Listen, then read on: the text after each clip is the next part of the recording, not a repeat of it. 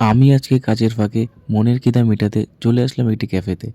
ক্যাফেতে ঢুকতেই এত সুন্দর একটা অ্যাম্বিয়েন্স আর শান্তশিষ্ট পরিবেশ, ব্যাপারটা বেশ ভালোই লাগলো। তার উপর এত সুন্দর একটি নাম, সিপ অ্যান্ড গসিপ। এত সুন্দর অ্যাম্বিয়েন্স, শান্তশিষ্ট পরিবেশ আর লোভনীয় খাবার মেনু দেখে আমি অর্ডার করেই ফেললাম আমার জন্য একটি এগ চিকেন রোল।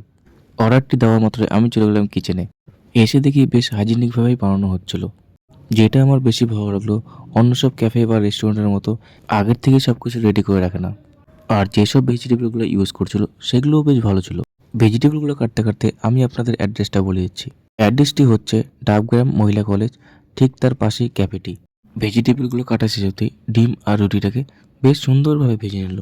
আর হ্যাঁ, চিকেনের কোয়ালিটিও কিন্তু বেশ ভালোই মেনটেন করে দেখলাম। এরপরেই শুরু হলো আসল খেলা।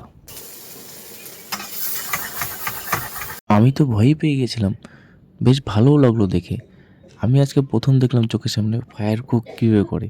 আমাদের রোল বানানো প্রায় শেষের পথে।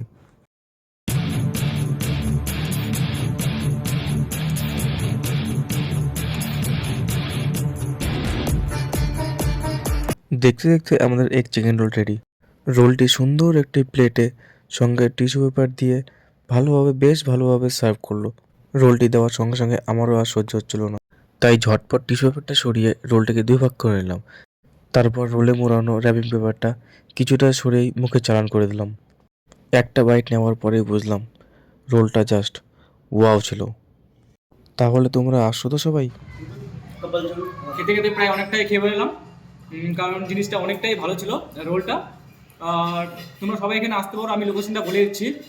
সূর্যনগর মাঠের পাশে এখানে একটা ভূমির চায় কাটিং আছে, তো ওটার পাশে সিপ অ্যান্ড গসিপ বলে এখানে আছে। তোমরা সবাই আসবে, আর খুব ভালো অ্যাম্বিয়েন্স আছে, সবাই এখানে এনজয় করবে। অবশ্যই আসবে, দেখা হবে আমার নেক্সট ব্লগে।